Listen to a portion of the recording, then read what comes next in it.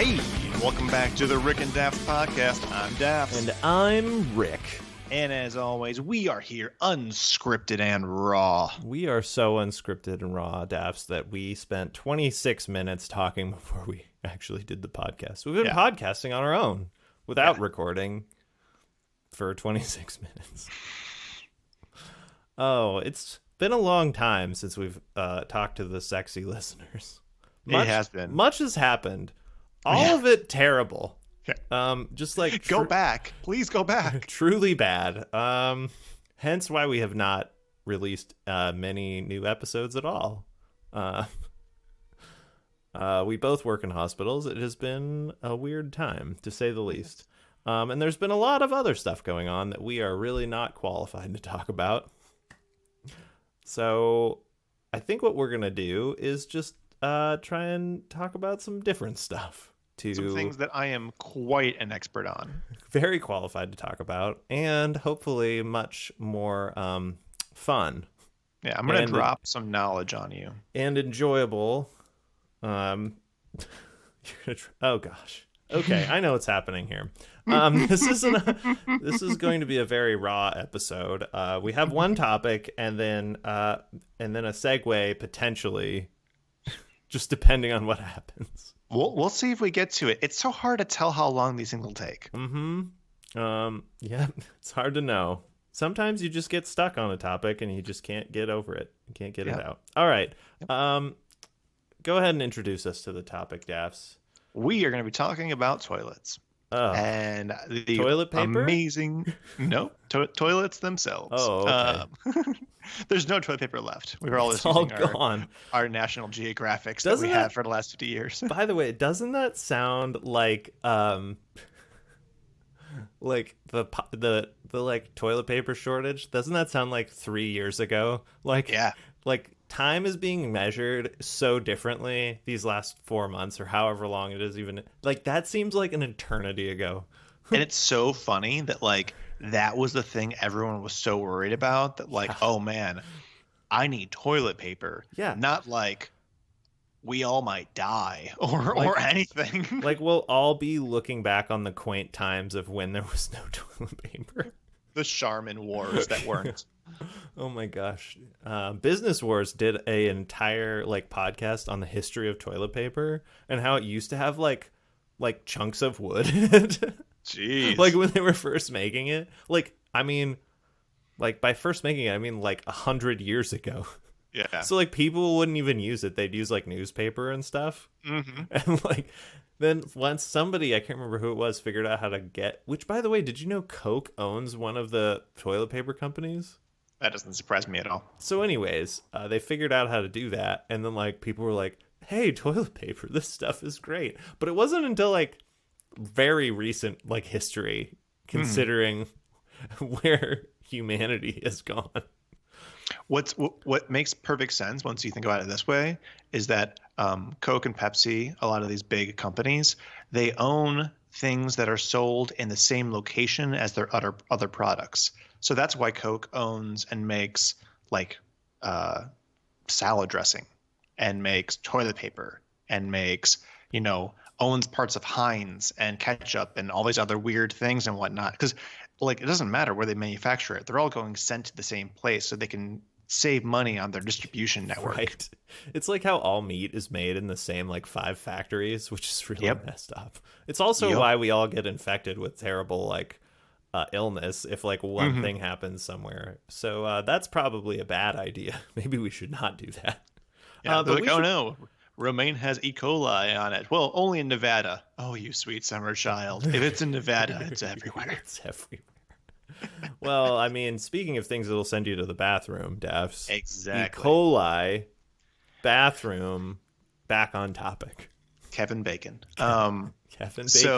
Kevin Bacon, spoiled meat, toilets. It all comes right back.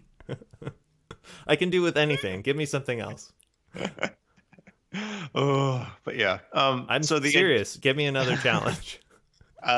We're gonna go beach towels. Beach towels, drinking seawater, diarrhea. Pretty close. I like it. Toilet. So the idea is that people nowadays are spending a lot of time in the toilet. And it's not because things are taking longer. It's because they have more distractions that keep them in there. For instance, scrolling on the phone. Mm-hmm. So public bathrooms, as gross as it is, I think people would be like taking extra time in a public bathroom. Because I get your own bathroom. It's your own germs and, it's comfy. But a public bathroom, kind of gross. But people will be in there for a super long time. So you end up getting lines for the bathroom. And I'm like, I know you're just sitting on there on Twitter or whatever, just like, come on. So the thought was, what if you had a toilet that would shock you at the 5-minute mark? That's as long as you get, man. If it takes more than 5 minutes, you got to come back and finish later. It's just, finish up. And so then we were talking, we're that's why we have abs, you use your muscles to get up. Exactly. That's exactly right. But yeah, so the idea that like after 5 minutes, the toilet would just shock you. And then the toilet. So wait. So the toilet shocks you. So you're sitting on the toilet and it just but there's water in the toilet. Yeah, but the seat isn't touching the water, and the seat was what's touching you. It would shock your ass. Yeah, but what if you were wet? What if like you were in the let's say you got out of the bath or like whatever, like the shower, or you just come from like you're at the public pool. Yeah, well, that was the brakes. Like, wouldn't an electric current just go through the entirety, like weave through the water molecules and shock everyone? Quite possibly. How high a voltage would it be? Enough that you would definitely feel your cheeks tense and you'd be, oh god. Not enough to kill you or stop your pacemaker. Oh no. Yeah, this is a lawsuit waiting to happen, Dafs. Well, which is why we moved on to some other things. By the way, Molly said 5 minutes was way too long, and I was like always too long or usually too long? I feel like 5 minutes does not seem like forever to me. No, I agree. I feel like, see, I've thought about this. Why don't, maybe since I'm about solutions, Dafs, what if we just made a row of I think what people really want is just a reason to be alone in a small room to look at their phone. So we just need to make we'll call it a real restroom where you just go in and there's just lines of stalls with just nothing in them except just for phone booths. Yeah, just like a chair is in there. Not attached to anything. But you have to pay to be able to go in. Well, so that kind of brings us to the next part of it, because by the way, Molly's suggestion was 3 minutes, which I was like, whoa, that's a big jump down for 5 minutes, but okay. She had said, well, what if it sprays you? No, I said that. I said, yeah, I was like, well, here's what you do. This is the non-lethal, not violent, is you just you have a bidet on that just turns on and just sprays you. Mm. Which, if you're used to a bidet, it's not the worst thing in the world. But it's definitely startling. But it won't turn off. Oh, yeah, well, that's a problem. Eventually, you need to stand up, and that stream's going somewhere. Yeah. Yeah. And the idea is that if you needed more time or you wanted more time, you would pay for it, right? You'd have a little card scanner or something next to there, or you would, touch your phone to it and it would do one of those auto pay things. And it would give you another minute, $5 for an extra minute. Some people wouldn't care about the spraying or the shocking. They'd hover or whatnot. So then my idea was, what if it's the door that opens? Oh, so no. It's the door to the public bathroom that opens and your stall is just exposed. Because privacy is usually something that you will pay for. Nobody's going to go to whatever place has these restrooms installed. I mean, they're going to be called Peeping Johns instead of Peeping Toms. Nobody's going to want to go there. It's disgusting. There is a restaurant. I think it's What about the people that have bowel issues, they have colitis or or crones. See, like those people are going to be very upset with your plan. No. So we thought of this. You came up with this idea that you would have a medical dispensation card. It would be called a brown card, like a legal weed green card. So like you just go in and you swipe it, and like all of the stuff is turned off. Yeah, and it would be abused. See, actually, what I think is better is I feel like all of that stuff is like. I feel like what you need is it either needs to be like a I feel like you go in and like when you close the door, like a timer starts and you can see it. It's visible to you. And until that door is opened again, like all the way, the the timer does not turn off. And when the timer reaches down to 0, you could have a variety of things. Honestly, it would be kind of fun. The best thing though is clearly a glitter bomb that just like dumps glitter on you. So like nothing like terrible happens to you. You don't get injured, but everyone would know for the rest of that day. It's like public shaming. It's a scarlet letter that you stayed on the toilet for too long. Without paying. Yeah. I like that. You could also have some just like a waterfall, just like a big bucket of water. That could be fun. What are some other fun things? What about just like a public PA announcement that went out to everyone in the bathroom and wherever you were at too? This is a public announcement. Stall 1 has taken too long. Yeah. Give them a round of applause.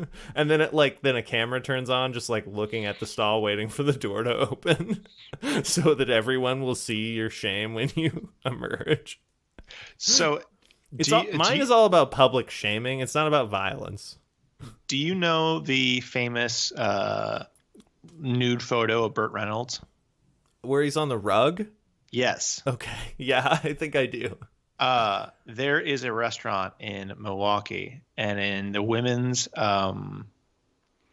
restroom, it's a solo one, right? It's a solo thing. They have that picture of Burt Reynolds up, and there is a little like door that's right over his crotch. And when you lift it, a light and a siren goes on outside of the thing so that everyone turns and looks and knows whoever just came out of there tried to see Burt Reynolds' penis. And that to me is hilarious because then you're like, oh no. And then you wait, and the longer you wait, the worse it is. Well, that only works if it's like a private bathroom though. It is. Because then otherwise you could just hang out and wait for somebody else to go in and out. And then... then they're the one that gets the shame and ridicule. Yeah. I feel like a lot of society's issues could be solved with shame and ridicule. Mm-hmm. I.e. the glitter bomb. I.e. the like PA shaming announcement. Your thoughts, Dafs? So I did notice that when I was in Japan, a lot of public etiquette is based on shame. Or at least societal expectation and the shame of not living up to that.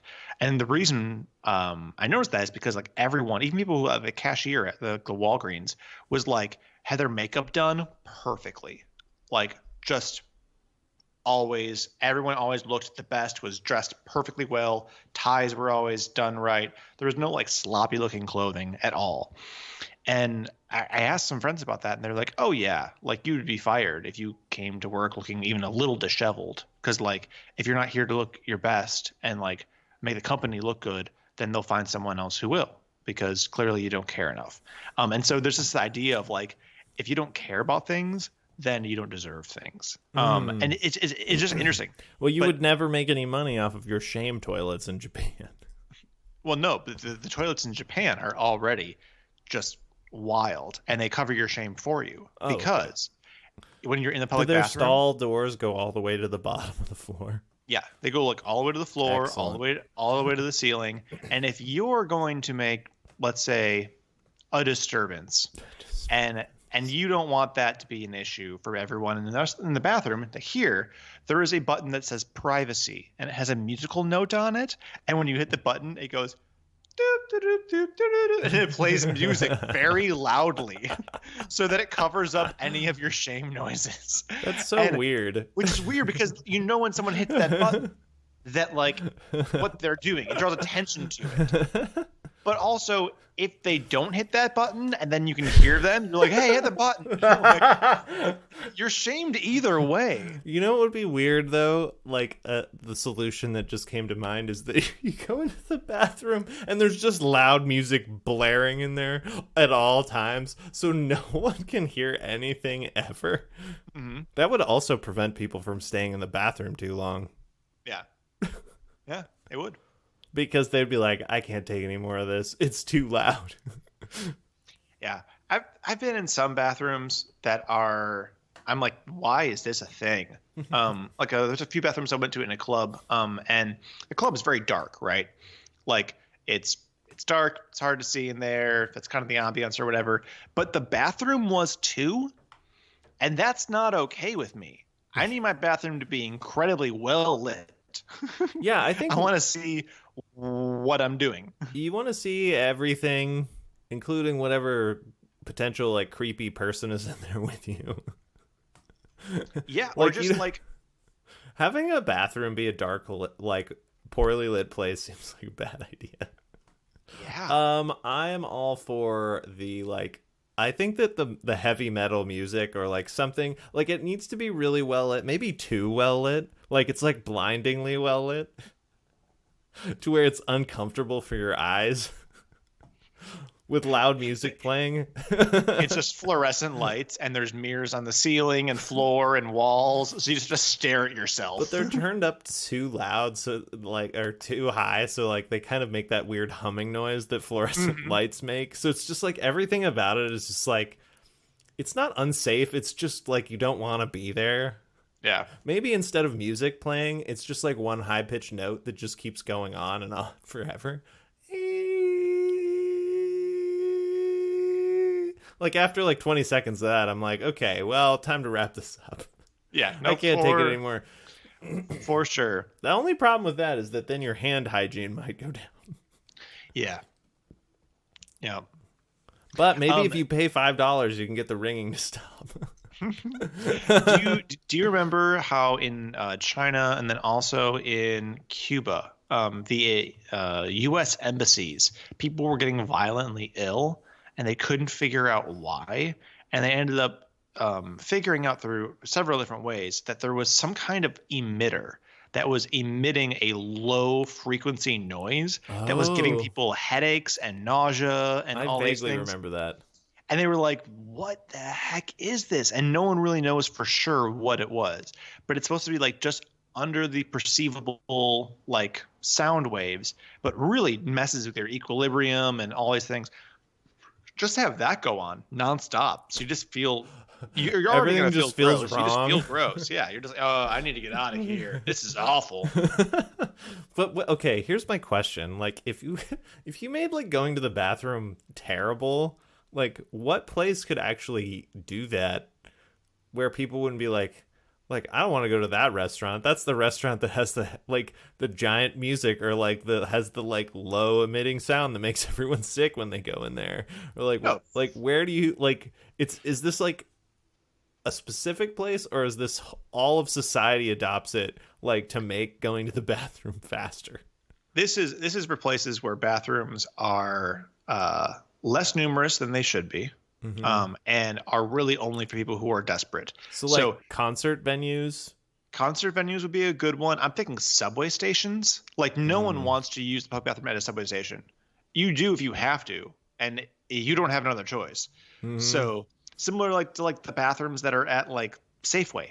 They're not designed like Target bathrooms. I'm like, oh yeah, those are great. You're shopping, takes a while, do that. But for some reason, like Safeway bathrooms are not anything like Target bathrooms. I don't know why there's a huge difference, but they're just not great.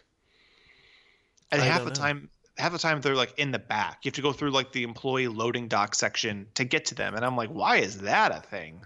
You're like walking past the the items that they don't sell or can't sell. There's like a suitcase full of like smashed cans that haven't broken their seal, right. but like don't have labels on them anymore. And I'm like, where is that going to end up? Huh. I didn't know they made a Count Chocula just made of banana flakes and Miralax. Right? What is this? What's happening? This is also a really weird combination. But yeah. So, I don't know. Here's an odd oatmeal with the Quaker guy holding a gun for some reason. Can't sell that. It's just all the foreign knockoffs that got mixed in. Yeah, and you're right. like, what is this? Well, it's just like when you go to the store, like I love how the store, like every grocery store like chain has their own like real shameless, obvious ripoff of whatever name brand cereal exists. Yeah. Where it's like, instead of like Count Chocula, it's like vampire cereal or whatever, like where it looks exactly the same in every way, but it's just like in a generic like cartoon character with a slightly different name. And we've all just like accepted that that's okay. Like, why can't we do that with everything? Although if you've ever had that, having done side-by-side comparisons, You as did a a kid, side-by-side taste test? Yeah, well, but no, like, so for instance, we would get Lucky Charms, right? That was a pretty normal one to have in my house. And then there's like the Aldi version of Lucky Charms in like those giant like bags. There's no cardboard on them. Yeah, when It's I was just a kid, it was just a bag of cereal. Yeah. That's how you knew that you didn't have very much money, when your parents went and bought a bag of cereal. Yeah, and so we had that. Couldn't afford the cardboard for it to be stored in. Well, I figured out what happened. The cardboard just ended up inside the cereal because that's what it tastes like. It tastes like I had Lucky Charms, and I was like, oh, I finished. Oh, I have this stuff. Open that up. It tastes like somebody like cut Lucky Charms with sawdust to like make the product go farther. And like, we're like back to toilet paper. And we're back to toilet paper. Yeah, it all comes full circle. It just makes 0 sense. It just now, like, this, you know what this is reminding me is like generic knockoffs of like us as people, like that you could hire. Like you could hire like generic, like you could just be like, who's this, like, to send in your stead, like your proxy, but it was just like acceptable. So like you had some work meeting you didn't want to go to, but you had to, but you'd send like Proxy Dave, and he'd show up and he'd look kind of like you, but like obviously isn't you, but he looks like he's trying to be you. He's wearing your clothes. And then they're like, this Proxy Dave is just giving me weird vibes. He's very much like Dave, but not. There's something deeply unsettling about it. Honestly, I've always wondered that about like twins. Like, is there ever a time that like you just would say, we can never tell anyone about this, but you need to go and just nod, take notes, and be like, no, absolutely, that's not. I'll take care of it tomorrow. Yeah. You know, like I'll get to it. Like, do you mind if I have this recorder on so I can remember all the things that I said and did? You know, it would be a fun thing to do for all of us as lifelong coworkers and friends. Go around and share our names, just like our first names, and like one way we know each other. What if the Proxy Dave showed up and he was also eating the fake Proxy cereal? Worse, what if he's better at the job than I am? And then they're like, unlikely. Let's schedule some important stuff when we know Dave's gonna be busy. See what happens when Proxy Dave's there. Yeah, and but he has to be called. This guy gets it. He has to be called Proxy, whatever the name is. Like Proxy Janice, Proxy Dave. Like, you have to call them that. If you don't, like, you're violating the terms of the agreement. Would you sell your like services as a proxy to somebody? It depends on what it is for. Like, what kind of proxy that you would be? I would have a specialist. I would be good for funerals and kids parties. I would be very good at weddings. Yeah, where you just go and you don't do anything offensive, and but you dance like crazy. Just dance like none other. You don't look anything like Grandpa Joe. I'm Proxy Joe. from the 1950s. Let's cut a rug. I'm wearing like weird Don't vintage you have suits. a bad hip? Yes. Not anymore. But see, that opens you up to like sending a proxy of yourself from like back in time for some reason. But then if the proxy was like really playing the character, then they'd have to like be amazed by all the new inventions. Could you send what's that cordless radio you've got to your ear there, son? Could you send the best version of yourself to your most important moments in your life? The best. Well, maybe what you'd almost have to have like a kaleidoscope of yourself, like to be like, you know, who was like would have been really good at that. 42-year-old Rick would have been good at that. 65-year-old, not so much. 35-year-old didn't know enough. 42, that's the year. Send him. We're not going to send 32-year-old Rick. He's going through a Morrissey phase and just everything he kind of tied back to entropy, which was kind of a weird word to use, but he was super into it. 45 was a pretty good year. Well, let's go with the 45. He's crying a lot in the bathroom. We had to start like turning off and on the lights and playing high-pitched music to get him out. You know what this topic came from? Is that as a society, we all just collectively want to go cry in the bathroom. They're like, all right, Jim, well, you need to lead the company and merger team in a night out on the town. And this company, these guys, you know, they're overseas. They love karaoke and they party hard. So you got to seal the deal. And he's like, you know what? I don't think this is a 63-year-old Jim problem. I think this is a solution for 20-year-old Jim problem. 21. They're like, 21. No, because if you see 65, 20, you could do anything back then. Oh, okay. and he'd be like, oh, yeah. Yeah. 20-year-old Jim problem had a whole lot of dancing and coke habits that are going to be great for karaoke. Just let me grab him real quick. Oh my gosh. He's just singing all these old-timey songs, but he's just like jazzed up all night long. He's really into it. He's playing some like really obscure like Blondie songs. He learned Deep Korean cuts. In one night. I don't get it. Deep cuts. We got the merger, though. Great job. Okay. Normally we would do a news story as a transition. However, because we're not saying the words news or transition. We are not going to do that because there is no good news stories to talk about. It seems like it would seem really terrible to even try to have a news story at a time like this that was humorous or uplifting. So we're just going to not, and we're just going to be like depressed about how terrible everything is instead. So with that awkward transition, let's move on to something less awkward or just a different type of awkward, maybe.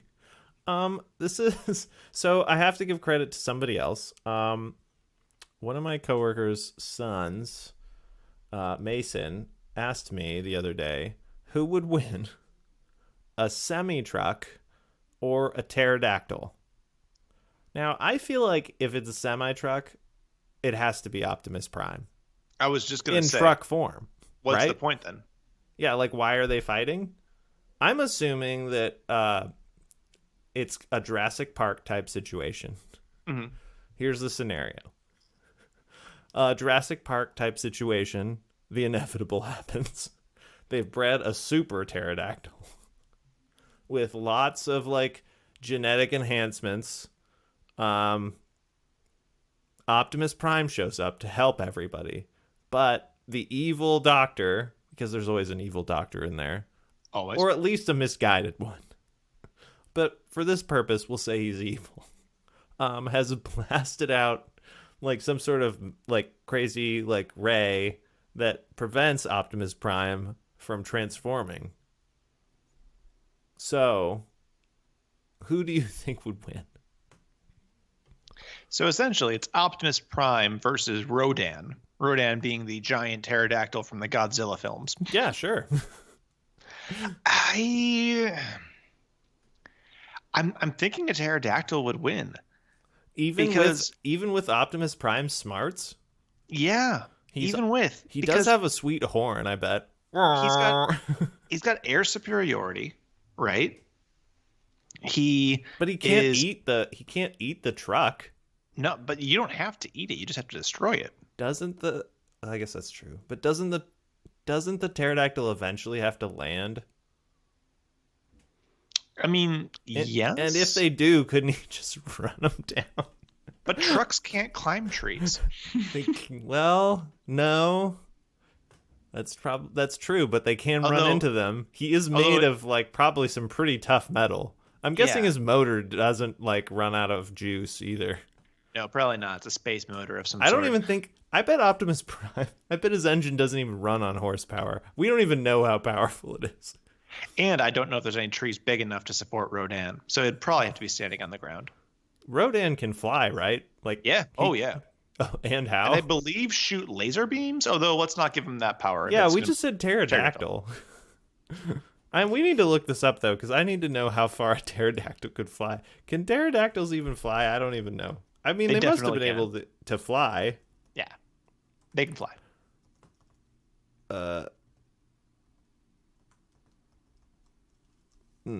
This is terrible radio. Because I'm typing. Pulling things back to apparently the topic. They could fly from birth. Well, okay then. Pulling things back to the topic at hand. Do you know why you cannot hear a pterodactyl in the bathroom? Why? Because the P is silent. Oh my gosh! Wow. So many like loose ends you've just wrapped up there. Oh yeah. I feel like, I feel like the pterodactyl is running off of instinct, but Optimus Prime is cunning and clever, and I feel like he would eventually wear out the pterodactyl and kill it. Like he'd run it down. Yeah, I mean, I guess it's kind of hard to tell. What does he have? Like, does he have anything? Fighting. Does he have anything in the back of the semi? Like, what's in there? Well, if it's Optimus Prime, it's just Optimus Prime. Is it? Or does he have like children's letters to Santa in the back? He could like power of friendship will. Well, no. Think about this. Like the pterodactyl's like bearing down on him from behind, and like. You hear Optimus is getting nervous. He hears the quack, quack, and all of a sudden he opens the hatch, and the children's letters to Santa fly out, kind of like that thing where a homing missile is coming for somebody, and like scatter shots, and like blinds. Yeah, like it blinds the pterodactyl, and the pterodactyl's not able to like to get to him, so he escapes into a cave. Maybe, I don't know. Here's the other thing: Optimus Prime could like. Maybe he like has the semi-trailer. Maybe he doesn't. Maybe he's more agile then. I feel like you haven't weighed in yet. I just don't know how they would fight if he remains in truck form. He'd have to hit him, but they'd have to be in the ground. I feel like that's pretty much. How about this? An easy way to avoid. Because see, I'm really rooting for Optimus Prime in this situation. Oh, I can tell. I'm 100% in on Optimus Prime beating the pterodactyl. How about this? He waits him out until the pterodactyl's landed in some sort of like giant tree or grove or cliff or whatever. He sneaks up to the top of it and just like literally sacrifices himself, drives off the cliff, and then like lands on top of the pterodactyl, crushing it to death. Your thoughts? I mean, I think that's probably the only way that it would work. My concern is that have you heard how loud a semi is even idling? Well, but you know, he could it's be not like a Prius silent under 5 miles. He could be a hybrid. You don't know that. He's a hybrid. He cares about the environment. Optimus Prime, I could see being a hybrid because he cares about the environment. I mean, he's trying to get that cube back that has all the energy in it. right? The Allspark? Yeah, the Allspark. I mean, he seems like an environmentally conscious guy. He's trying to protect the humans. I feel like he's like robot Jesus. I mean, that's kind of what he is. What catchphrase do you think he would say as he drove off the cliff to his own death to kill the Well, that's just Prime. Yeah, there's only one way to do it. I gotta drive off a cliff. Autobot, roll out. And then you just drive off the cliff. I like it. Do you think his chances would improve if Jackie Chan was in the jump seat? I do not. Why do you hate Jackie Chan so much? I feel like he and the Sorting Hat are the things you add to the mix when things aren't wild enough. I feel like any situation gets immediately better and more interesting if you just throw Jackie Chan in there. Jackie Chan is the LSD that you sprinkle on the joint because you're like, let's mix things even more weird up. Here's a question for you, because this just sparked my mind. Well, no, I totally agree. It makes everything better. Peter Pan versus vampires. I don't know. Peter Pan's probably going to lose. But what if Jackie Chan showed up? I don't know. He could help defeat some vampires. Are these the vampires that can fly or not the flying kind? We're going to go ahead and say they can fly, but only in bat form. Oh. Do they have superhuman speed like vampires do? Not in bat form. No, I know, but on the ground. I'm going to say they have, like, Captain America level speed. Okay, so like, faster than the average human, but... Yeah. Definitely stronger, too. Not as strong as Captain America. Can they glamour him? Oh, you mean, like, give him the, like, vampire eye? Yeah, and then be able to control him. Peter Pan? I don't think so. Peter Pan lives in a world of imagination. He's also a child, a very simple-minded child at that. Is he that simple-minded? Maybe he's so simple that they couldn't control him. Okay. This is like a whole... Whoa. He's so simple, they can't even... he's too smart for them. I don't think he is. Maybe he's too dumb for them. I feel like you're rooting for Peter Pan here. I don't feel like you really have... Well, we haven't even gotten to the darkness of Peter Pan. I mean, he does he's fighting adults like on a ship. I'm sure he's killed some of them. I don't feel like he's your typical child. He's flying around terrorizing a grown man. And ends justifies means, Peter Pan. He cut off his hand and threw it to a crocodile. This Peter Pan is a psychopath. Yeah, I was always kind of worried about that because his little knife is so small. How do you cut someone's hand off with that little knife? He must have really sharpened it a lot. Or like held him down and saw, which just gives you a whole different idea of him rather than like I flicked, oh, your hand fell off. It's more like a hold still. Well, either way, it's like, I mean, they don't really dwell on that in the movie, but I mean, he cuts off a man's hand and throws it to a crocodile. That's one, he cut off his hand. That's pretty hardcore. Two, he is like vicious enough to be like, hey, I cut off your hand. Check this out. I'm throwing this to a crocodile. Like, it's like insult to injury. So I feel like don't underestimate Peter Pan versus a group of vampires. I'm just saying. If they're only flying in bat form, I think it's much more evenly matched. He would have to get his little tiny dagger with silver in it, though. Yeah, no, he'd have to learn how to stake them and learn all their weaknesses and things like that. And he has the benefit of being able to go out in the day and in the night. Mm-hmm. He could hunt for their lair during the day. So here's the thing. There's different kinds of vampires, supposedly, although we all know there's only one kind, which is Dracula. That's right. Still in Transylvania. Still, there's this issue of, do vampires sleep all during the day? As in, like, they're dead during the daytime. Once the sun comes up, they're dead. And then they reanimate at night. Or is it they just can be awake all day, but they just can't go out inside in the sun? Man, that would really suck if you had to, like, if you didn't need to sleep, but you were just awake. Like, let's say you're a vampire for real, like in today's day and age, and, like, you can never go out with your friends. Well, you just make night friends. Hang out with goths. I guess. It's just weird. Or just hang out with people who are traveling. I feel like... What if you just hung out with only people who had jet lag? They're just like, yeah, man, I'm over here in Japan for freaking business, and I'm on New York time still, so what's open at 2 a.m.? And they're like, dude, I have the clubs of Tokyo? Right? I'm going to go Peter Pan on that one. But we never really solved we got distracted. We never solved the Optimus Prime versus a pterodactyl. I think it's a push. You think it's a push? I think it probably is a push too, but my gut tells me that it's Optimus Prime all the way. 100%. He's just so cunning. I mean, he can defeat Megatron. I feel like he could defeat a bird. Technically a pterosaur, but yes. Ooh, I like the idea of it being called a pterosaur. Pterosaur, yes. No, terrorsaur. As it is terrifying you. Isn't Starscream a pterodactyl in Beast Wars? Something like that. That sounds about right. But for some reason, Optimus Prime was a gorilla. Beast Wars was great. Well, Beast Wars is fantastic. We have it on Blu-ray, by the way. It was incredible. I watched some of the episodes like in the last couple of years. And I think the same guy's been doing the voice for like 40 years or something like that. For Starscream, yeah. No, for Optimus. Oh, I actually don't know who plays Optimus. I can't remember his name. You'd have to look it up.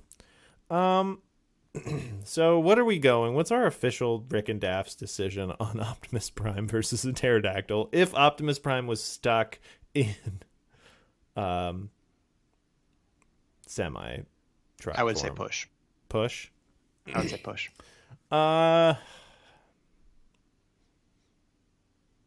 I'm going to be reasonable and say that I agree. Even though in my soul, I really don't want to agree. I know you don't. However, I will disagree if you try and say that Vampires versus Peter Pan is a push, because I think Peter Pan is a really evil little kid. I think Peter Pan has it by a nose. I just think that you think you would cut off their noses? I just think it depends on no Nosferatu style, yeah. Oh man. I mean, it depends on the type of vampire you have. Because, for instance, 30 Days of Night, right? 30 Days of Night, they can stay awake the entire time and go outside the whole entire time because it's in Alaska and there's no daytime. I was going to say, probably in Alaska there's tons of vampires. Right? Well, only during the winter. Yeah. Then they go to Argentina. Summer, it's all day. Yeah, there you go. You just do one really fast flight all the way down. Yeah. But it depends on the kind of vampire. You'd have to stake out which airports in Argentina. Bad pun. Oh, okay. That was an accident. By the way, there's some episode back, way back in time where we were talking about vampires, and you said, you were like, I know all about vampires. You stake him through the heart. Must have been a vampire. He's dead. And then you were like, most everything's dead if you stake it through the heart. I don't know who decided that was the only way. That's the test. Yeah. They staked him through the heart and he's dead. Must have been a vampire. Literally like the Salem witch trials, where they throw a woman in the lake, and if she floated, she was a witch and you killed her, and if she didn't and drowned, she must have been innocent. That's such a bizarre reverse psychology. It must have been them trying to trick people into being like, you're innocent, so you're gonna drown, right? Yeah, either way, we're getting rid of you, right, Mayadel? Yeah, Meredith, right? Maybelline. All names starting with M. Yeah. Okay, well, are we done with this episode? I don't even know what happened. This episode was just crazy. It's off the rails. It's definitely off the rails. This is what happens when you come back after a long way away. Yeah. Well, it was a good episode, though. I'm quite happy. I had a good time. A good time was had by all. Optimus Prime hopefully killed the pterodactyl. We don't know. We don't know. Do you think he could change his horn to emit a high-pitched screech that would deafen the pterodactyl, force it to land? I don't. I'm just thinking of how high-pitched pterodactyl screams always are in movies and TV. Did you ever? Obviously, we don't know what they sound like. Did you ever play Skyrim? The game? No. Okay, so a Skyrim on that game, there is a basically you're fighting a dragon at the end of it, and they're like, you can force a dragon to land by doing this particular like call that like is so disturbing to him that he has to land because he cannot like physically stay in the air anymore. And it turns out that what you're doing is like like that cry makes him think about his own mortality. And like, what if you could do something similar to the pterodactyl where you remind it of its own mortality? It has an existential crisis. It lands and then you run it down with your semi. Everybody dies. Wait, what? Even you. And it'll be scary when it happens. Oh. Do you think you'd live your life differently if some guy just literally came up and said that to you? Like in real earnesty? Like if he just like at the beginning of your day you walk out and this guy just shows up. He's paid to do this, but he does it in different and new and upsetting ways every day. Where he's like, your own mortality is creeping up on you. Today could be the day.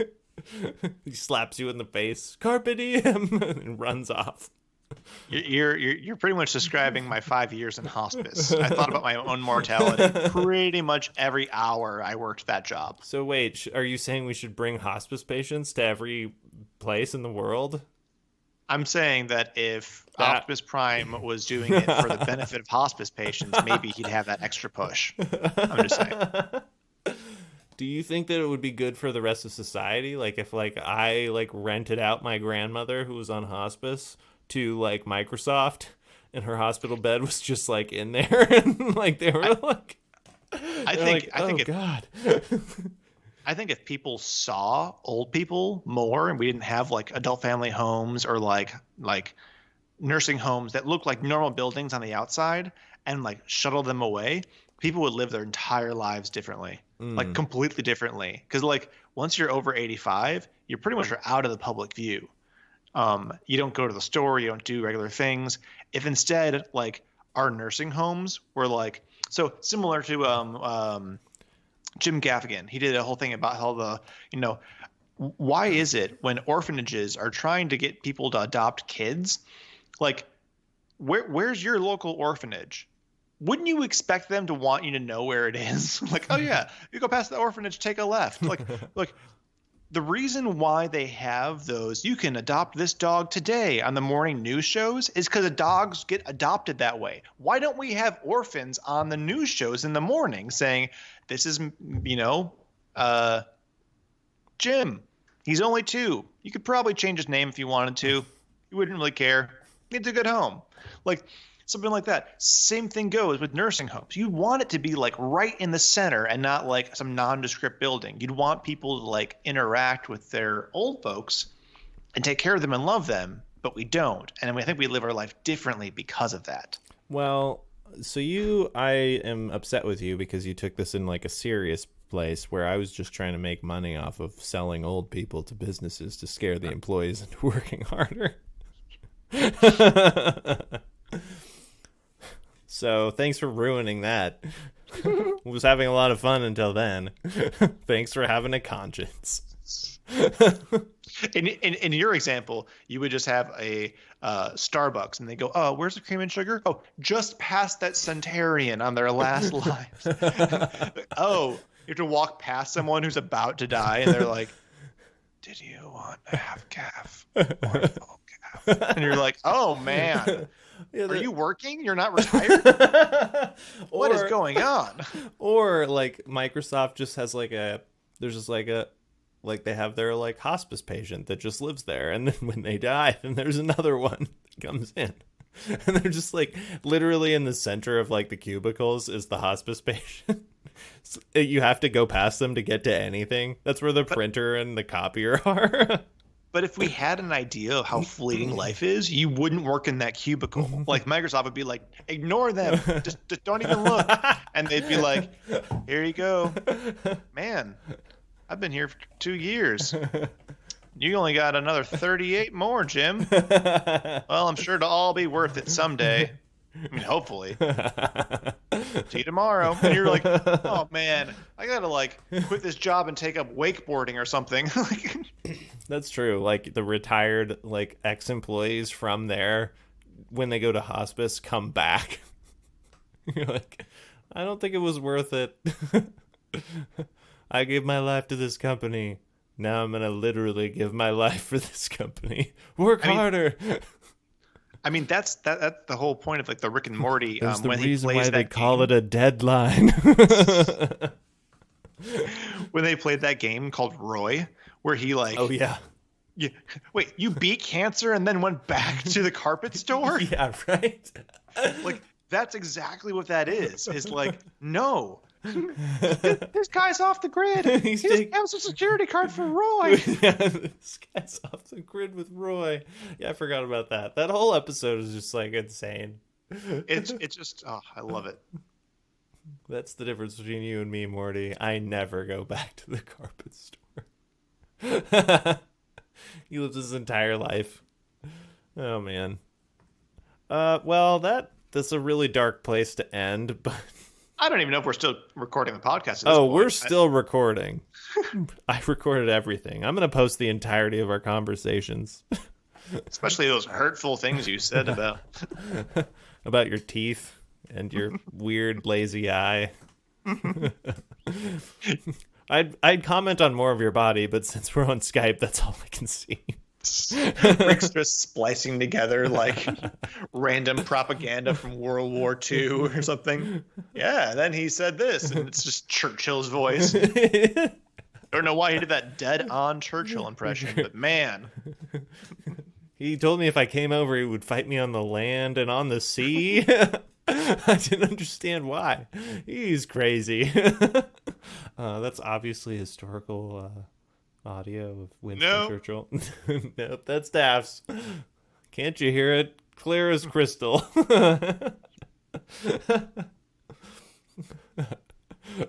I splice in some like, and here's what I said in response, and it's like Aragorn from Lord of the Rings. Okay, I'm gonna stop listening to this. You should hear his Gandalf impression. It's dead on. It's like you're right there. He said I couldn't come into his house. He told every person at that graduation ceremony they wouldn't pass. Their dreams were over. You know what I find funny about that? It's not that, like, I don't think anybody would believe it. What's funny to me is that them thinking that I think that they would believe it. If that makes any sense at all. Like, they think that I'm stupid enough to think that they would believe what I'm saying. I mean, that is kind of a defense in and of itself. Is if you do something that's so dumb, there's no way it would actually work, then did you really even attempt it? Because like you might have tried to attempt it, but it obviously wasn't going to work. So we're not going to charge you with it, right? Like you can't like walk in and then like try to rob a place with like a shoestring, and they're like. True. That's not a deadly weapon. They're like, no, man. Stand back. I was going to kill everyone. And they're like, I feel like this is we give him a verbal warning and send him home, right? Or like, he goes and gets a psyche eval. Yeah. Definitely going to keep track of where he goes, but like, stand back. This one's loaded. It's got 2 twists in it. Officer, he's trying to buy a gun, as is his right as an American. Right. When you shoot somebody, then we'll do something about it. Because that's how the system works. I gotta tell you some hilarious jokes after we stop recording. Oh no. All right, well, we should probably wrap it up anyways. I don't know what I'm gonna edit out of this. We'll find out. Horrible video. But I'm Rick. I'm Dafs. And stay safe, people.